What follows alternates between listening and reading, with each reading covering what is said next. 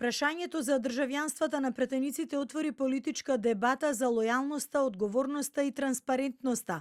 Опозицијската СДСМ поднесе амандмани на предлог законските решенија од ВМРО-ДПМН за да се прецизира дали истите ќе важат за актуелниот парламентарен состав. Според председателот на партијата Венко Филипче, суштината на предлогот е во политичката одговорност и довербата, па затоа и носителите на функции во владата вели мора да имаат едно државјанство.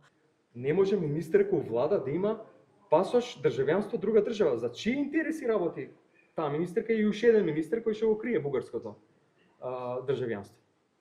За чии интереси работат тие луѓе? Тоа е прашањето. А се согласувам дека треба дебата, анализа, кој сето тоа ќе го спроведе. Но тоа после донесувањето на закон.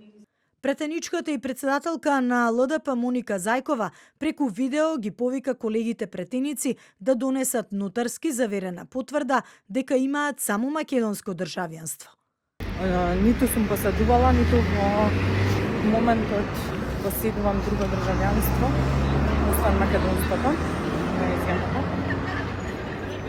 нотарски заверено и барам од сите претеници да го направат истото, со цел да покажеме дека промените треба да почнат од секој од нас.